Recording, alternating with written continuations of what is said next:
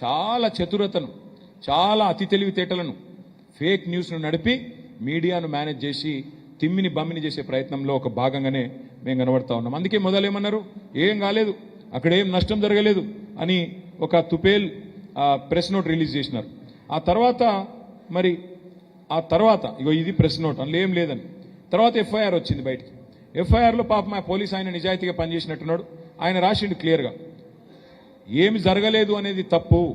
అక్కడ ఏమేం పోయినాయంటే computer forensic ల్యాబొరేటరీతో పాటు ప్రాపర్టీ రూమ్ తగలబడ్డది, కేస్ వెరిఫికేషన్ ఛాంబర్ మొత్తం పోయింది, అనాలిసిస్ ఛాంబర్ మొత్తం పోయింది, చివరికి సర్వర్ రూమ్ అంటే కంప్యూటర్లో నిక్షిప్తమయ్యే సమాచారం ఏ సర్వర్లో అయితే ఉంటుందో ఆ సర్వర్ రూమ్ మొత్తం కాలిపోయింది.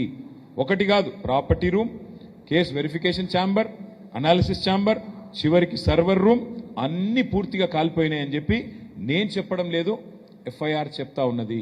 దీన్ని బట్టి మనం ఏమర్థం చేసుకోవచ్చు, విజయవంతంగా అనుకున్న పని చేసిండ్రు, విజయవంతంగా పకడ్బందీగా వేసుకున్న ప్రణాళిక పకడ్బందీగా అమలు చేసినారు.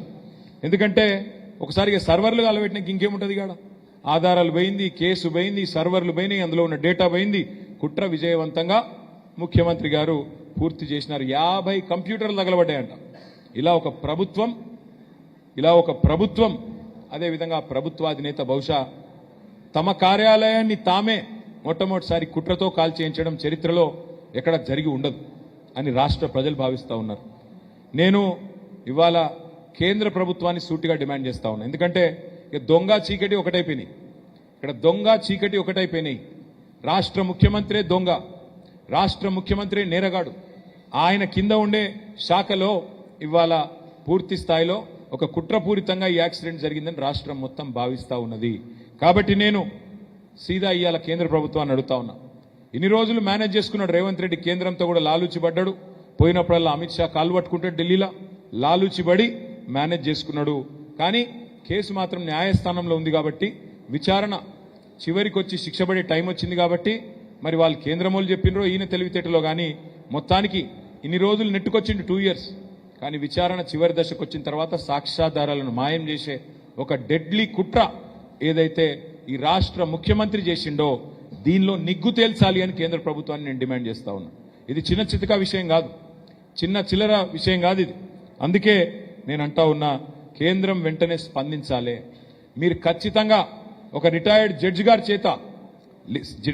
జడ్జి గారిని అపాయింట్ చేసి ఈ కేసులో నిజం నిగ్గు తేల్చాలని చెప్పి మేము డిమాండ్ చేస్తా ఉన్నాం. ఇవాళ ఇందాక పోలీస్ అధికారులు చెప్పింది కూడా విన్నాను. చాలా కేసులలో ఆధారాలు పోయినాయి. దాదాపు గత 8-10 సంవత్సరాల ఆధారాలు కూడా పోయినట్టుగా, చాలా విలువైన సమాచారం పోయినట్టుగా పోలీసు ఉన్నతాధికారులు కూడా చెప్తా ఉంటే నేను విన్నాను. అందుకే నేను బలంగా నమ్ముతా ఉన్నా ఇది కుట్రపూరితంగా జరిగింది, ఇది ప్రమాదం కాదు అని. అందుకే మరి ఈ వివరాలు బయటికి రాకుండా కుట్రపూరితంగా ముఖ్యమంత్రి స్వయంగా ఈ రాష్ట్ర అధినేతనే స్వయంగా కుట్ర పన్నిండని చెప్పి మేము భావిస్తున్నాం. కాబట్టి రాష్ట్రంలో ఉన్న వేల కేసులకు సంబంధించిన ఆధారాలు ఇవాళ బుగ్గి చేసిండ్రు. కాబట్టి ఒక రిటైర్డ్ జడ్జి గారిని వేసి అందులో కీలకమైన ఫోరెన్సిక్ విభాగానికి సంబంధించిన నిపుణులు, పోలీసు ఉన్నతాధికారులు, కేంద్ర సర్వీసెస్ వాళ్ళని వెంటనే వేయాలని చెప్పి మేము డిమాండ్ చేస్తా ఉన్నాం. ఎందుకంటే ఒక్క నేరగాడు తప్పించుకోవడం కాదు, ఇవాళ ఈయన చేసిన పని వల్ల వేలాది మంది నేరగాళ్ళు, రేపిస్టులు, దుర్మార్గులు వారి కేసుల్లో మరి శిక్ష పడే అవకాశం లేకుండా పోయింది. నేను స్పష్టంగా ఈ రాష్ట్ర డీజీపీని కూడా అడుగుతా ఉన్నా, మీరు మాకు చూపెట్టండి ఆ ప్లేస్, మేము వస్తాం, ఒక లెజిస్లేటర్స్ బృందం వస్తాం, మేము కూడా కొంతమంది సైంటిస్టులను తీసుకొని వస్తాం. మీరు దాచేదేమీ లేకపోతే మమ్మల్ని రానియండి, మేము కూడా సైంటిస్టులను తీసుకొని వచ్చి చూస్తాం. నిజంగానే షార్ట్ సర్క్యూట్ జరిగిందా, అక్కడ అగ్ని ప్రమాదం జరిగిందా, నిజం నిగ్గు తేలాల్సిందే. వేరే వాళ్ళని ఎందుకు అలవ్ చేయట్లేదు మీరు? అత్యంత గోప్యంగా, అత్యంత రహస్యంగా ఎందుకు కాపాడే ప్రయత్నం చేస్తున్నారు రేవంత్ రెడ్డిని? మేము సూటిగా అడుగుతా ఉన్నాము.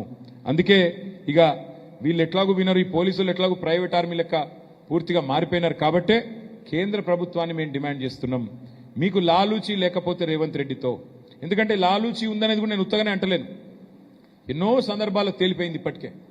రేవంత్ రెడ్డిని స్వయంగా ప్రధానమంత్రి వచ్చి తెలంగాణకు డైరెక్ట్గా అంటాడు, ఆర్ఆర్ ట్యాక్స్ వసూలు అవుతుంది అంటాడు. ఏప్రిల్ 2024లో, ఇప్పుడు మనం ఏప్రిల్ 2026 దగ్గరకు వచ్చినాం, 2 ఏళ్ల కిందట. RR tax, Rahul Revanth tax వసూలు అవుతుంది తెలంగాణలో అని ప్రధానమంత్రి అభియోగం మోపుతాడు. కానీ ఏం చర్యలు ఉండవు. హోంమంత్రి వచ్చి తెలంగాణ ఏటీఎంగా మారిపోయింది కాంగ్రెస్కు అంటాడు. ఏమీ ఉండదు. చివరికి హైదరాబాద్ సెంట్రల్ యూనివర్సిటీ భూముల విషయంలో సుప్రీంకోర్టు ఎంపవర్డ్ కమిటీ చెప్పింది కదా, 10,000 కోట్ల కుంభకోణం జరిగింది. మీరు సుప్రీంకోర్టు ఎంపవర్డ్ కమిటీ చెప్పింది, నేను చెప్పలేదు. మీరు వెంటనే SFIO serious fraud investigation agency కానీ, సిబిఐ కానీ